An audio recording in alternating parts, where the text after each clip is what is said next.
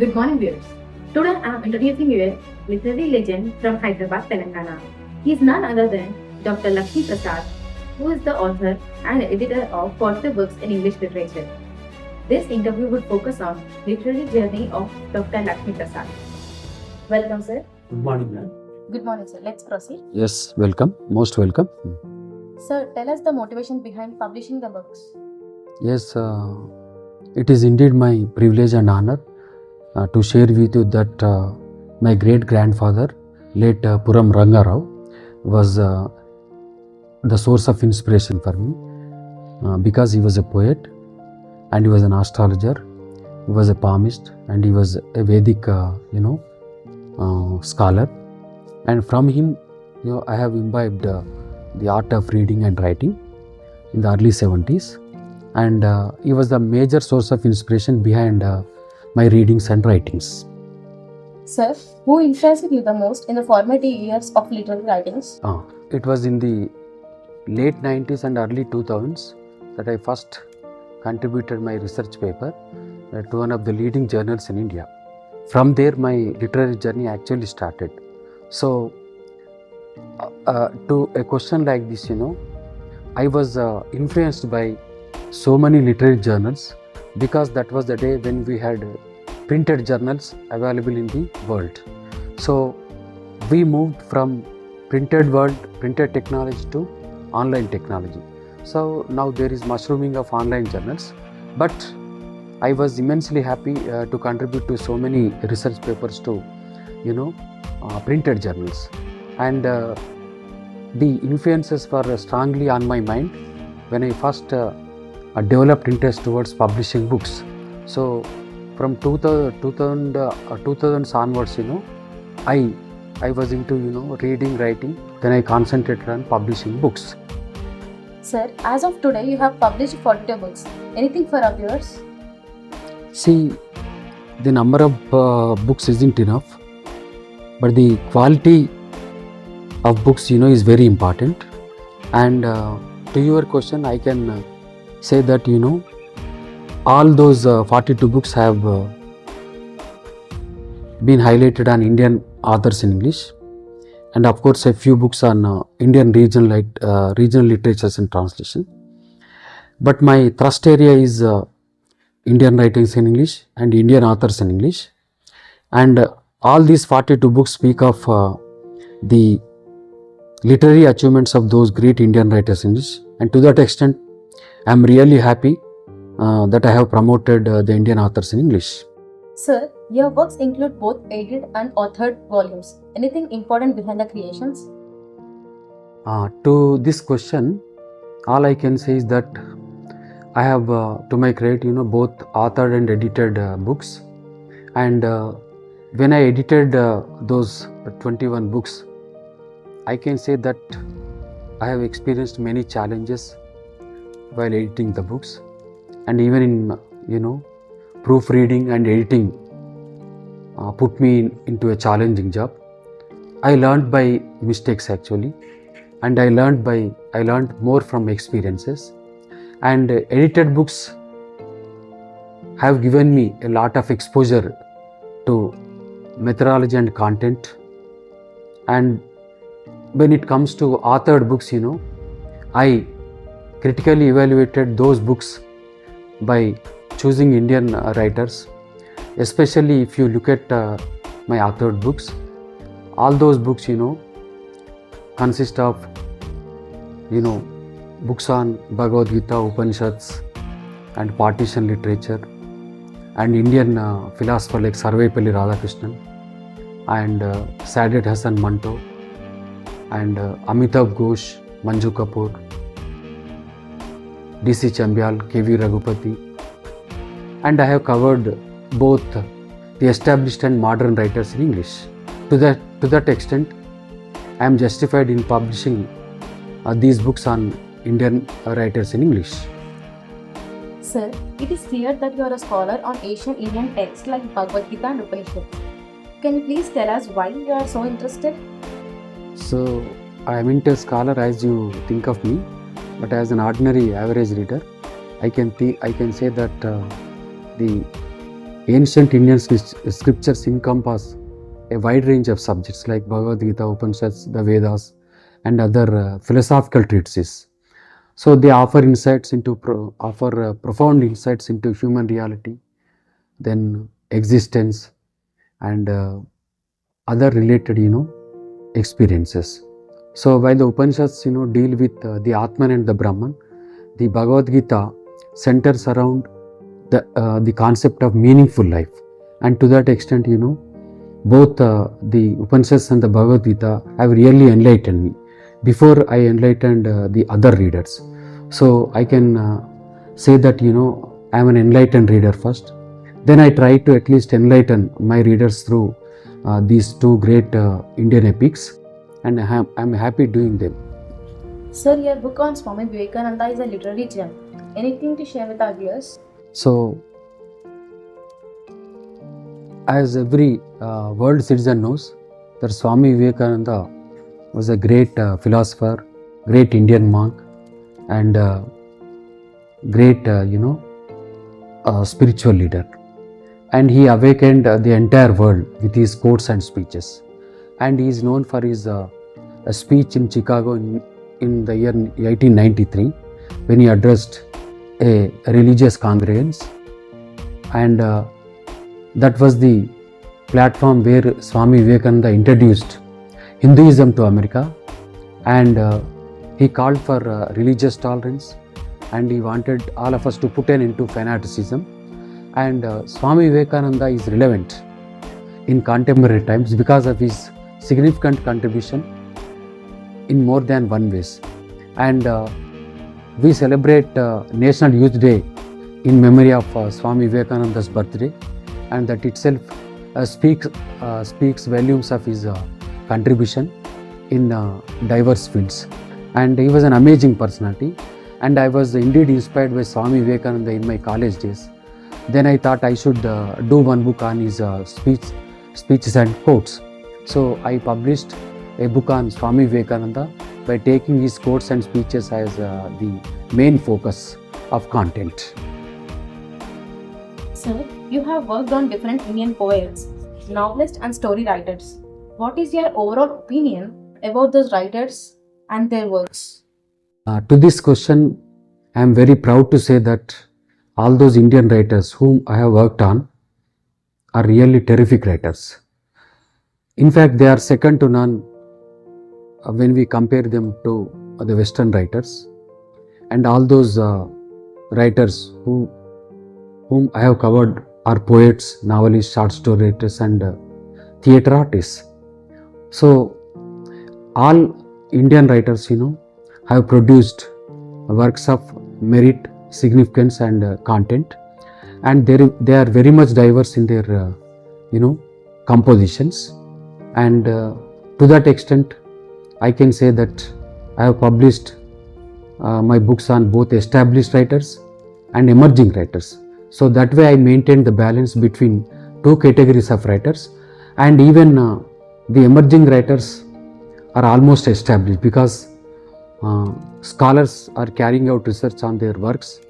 So I am really happy bringing out critical books on Indian poets, short story writers, novelists, and playwrights. So I am really happy, and I am very much proud of all these Indian writers. Sir, you have dealt with Mizo culture and of course a book on Telugu story writers from Telangana. Why are you interested in regional literatures? Yes, and your question consists of two parts, which I really published, and these two parts consist of two different books. One, a book taking a Mizo writer, of course, on his folk tales, and his Kyangte from Mizoram. I have worked on his folk tales for a critical analysis. Later, coming to the second part, which I covered, Telugu short story writers English, and these four writers are really prominent writers. Late P.V. Laxmiprasad, recently, awarded with Bharat Ratna, and Vattikota Alvar Swami, Dasarathi, and Kaloji Narayan Rao. So undoubtedly these four writers are great writers, and they have dealt with Indian freedom struggle, a struggle for liberty, equality and justice.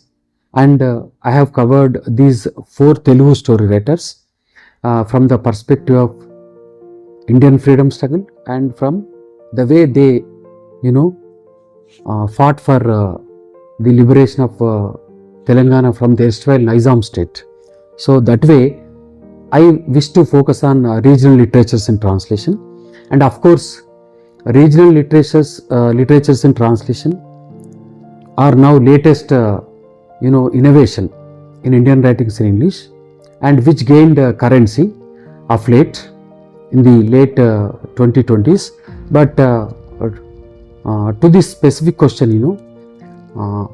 regional literatures in translation have a lot of scope for research, and on that note I think I have done a good work, of course, on a Mizo writer and of course on four Telugu short story writers. Sir, you have published a few books on Indian queens. Why are you so interested? So, history is literature and literature is history. Both are complementary in nature and in compositions. So, without history there is no literature, and without literature there is no history. And if you look at the Indian freedom struggle, we had kings and queens who ruled over those kingdoms, and it was because of their sacrifices, their contributions during the Indian freedom struggle that I picked up a few queens, like Queen of Kittur in the erstwhile Karnataka state, and predominantly I worked on the queen for her magnanimous role, contribution and bravery and valor, because she encountered a fierce battle against the imperialists during the times when India was waging a war with the British for freedom. So I wish to record every bit of Indian freedom struggle through the sacrifice or contributions of those kings and queens, and it was particularly that I was really impressed with those queens who really laid down their lives for the country, and it is because of their sacrifices that we inhale freedom, and we enjoy the fruits of freedom now. And to that extent, we must salute those queens, and because of their contributions I wish to save something for successive generations. That was how I was interested, and it is because of this interest that motivated me to do a work on the Indian queens. Sita figures predominantly as one of the books. Anything special about it, sir? Yeah, of course. Sita is the main protagonist or character in the Ramayana, and there is no Ramayana without Sita. Of course, there is no Ramayana without Lord Sri Ram. But the struggles of Sita are usually attributed to the sufferings of women in contemporary times. So when I thought of this perspective of Indian women who were really struggling in different spheres of life, usually the character Sita is remembered for her sufferings, troubles and challenges. So the sufferings and challenges of Indian women are reminded before the readers for her magnanimous character. And Sita, as we know, is known for chastity. Sita, as we know, is known for motherhood. Sita, as we know, is known for love and affection. And Sita, as we know, is the mother of all this creation. But without Sita, there is no Ramayana. So Sita predominantly figured in one of the books wherein I picked up a novel by Chitra Banerjee Divakaruni, that is The Forest of Enchantments, in which I took up this character Sita from my reading of that particular novel, and that really motivated me. How Sita, could be placed by different writers in different parts of the country. So Sita was given different names, Sita was given, different, models out of that, I critically evaluated how and why Sita predominantly, a central character throughout the novel. So that was how I was inspired that I should do a character sketch of Sita in one volume. So I think that has justified the readers, and I am really happy to do a book on Sita, at least to continue the legacy for successive generations. Your two books on Indian partition are known for their relevance. Can you throw a light on them, please? Yes, I have published two books on Indian partition, and one of them is an edited one, and the other one is a critically evaluated authored book. And one I edited consisted of the novels in English translation, so in which I have covered Punjabi translations, then Hindi translations, and Urdu translations. So I have covered all the writers in translation for partition literature, and one which I authored, for critical analysis is on Sadat Hasan Manto's The Mottled Dawn, a collection of stories from Urdu into English translation. So as we all know that Indian partition was a great tragedy beyond comprehension. So the partition witnessed lootings, rapes, abductions, and killings on a large scale. So people migrated from one place to the other, and they hadn't even an idea about where they were really going for. But ultimately they had reached a destination which was not known to them. So as the critics put it, Indian partition was a great historical tragedy. So 1947 and 1948 were, crucial, years in the history of Indian freedom struggle. So India and Pakistan were separated on religious dimensions. Of course, though British adopted the divide and rule policy, and they adopted this bi-nation theory, finally India and Pakistan became independent nations on religious angles.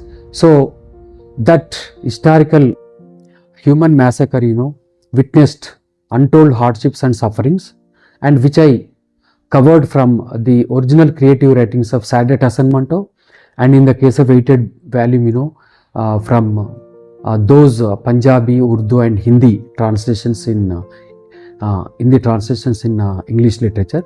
So to that extent, I am justified that I have presented those experiences of Indian partition before the readers, and this is to keep the sacrifices or the horrors or sufferings of people at that time, for successive generations as well. Why is the book exclusively on Indian women published? Any specific reasons? Yes, there are specific reasons why I published a book on Indian women and their contributions. As we see, India in ancient times and India in modern times, women have occupied different positions in different fields. If there is any sector that is without women, then show me if there is any sector without women. So women occupies the central place in family, in society and in administration. And women have become teachers, professors, women have become engineers, doctors, women have become IAS officers. And women in ancient times, represented different, diverse, fields. Of course, in contemporary times, women are the pillars of Indian society, and women is the backbone of the Indian family system. And women, I can put it, is a creative force. Without women, there is no creation. And all that creation which we claim now is part and parcel of women. So I can put it this way, that Indian women truly represent Adi Shakti, Nari Shakti and Parashakti. Sir, you have done a book on Indian literatures in translation. What is the purpose of this book? Translations in India act as the bridge between two languages or two literatures. to that extent, I can say that I have covered Tamil literature in translation, Marathi literature in translation, Hindi literature in translation, Telugu literature in translation, and so do other literatures in India. So my only objective is to promote the regional writers in English translation.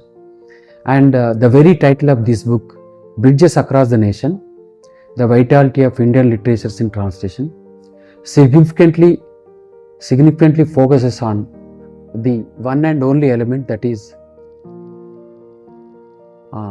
bringing out the regional writers in translation. And as I just now mentioned, that translations act as a bridge between two languages or literatures, and this book has justified the inclusion of all these regional Indian writers in English translation. And the response of the contributors and the response by the readers is really overwhelming. When I did that book some 4 or 5 years ago, and it has received a huge response even from the Western distribution markets in Europe. And the book on Indian literatures in translation serves a lasting contribution to promoting Indian writers in translation. Sir, you have published few books on Indian English poets. Please share your views on the poets you have worked on. Yes, I have published a few books on Indian English poets, and Indian English poetry is really coming up these days. Of course, when we looked into the past, it was more about a few established poets. But as against this perspective, I have worked on modern Indian English poets, and I have published a few edited volumes and a couple of authored volumes as well. So the poets I have covered are K.V. Raghupati, D.C. Chambyal, I.K. Sharma, and other poets. So the scope for research is very much alive in all these poets. And apart from that, I have published a critical volume on 7 Indian English poets too. So out of the lot of my books, poetry dominates more and more if you compare the list of works with other writers. So Indian English poets are really masters of prose, are really masters of poetry and prosody, and in terms of meter. Of course, though it is written in free verse, they are really the champions of this muse of poetry. And Indian English poetry is well established that a few scholars have worked for their PhD thesis on their poetry, and more research needs to be done on these poets, and they need to get into the limelight. So keeping in view of this objective in mind, I have promoted these modern Indian English poets. Sir, you have touched all the genres: poetry, stories, novels, dramas in your books. Which do you think the most tough not to crack? Yes. To this question, I must honestly say that poetry is the most complex, subject for critical interpretation, because poetry, as we learned from the ancient books, is a tough nut to crack. Even for established critics, poetry, is a difficult subject for interpretation, for analysis, and for, critical spectrum. So poetry is the mother of all creative arts. So we have so many arts, but poetry occupies the central place in all these creative arts. Sir, it is good to see that you have published a few books in US.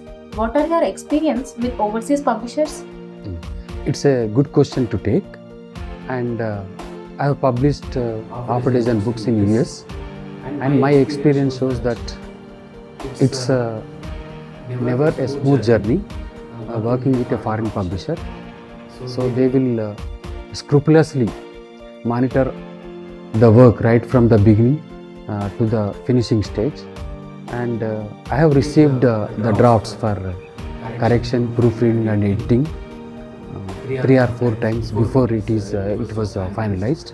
And working with a foreign publisher has given me so much of exposure to proofreading and editing, and I have learnt a few lessons in editing, a few lessons in correcting and proofreading the content.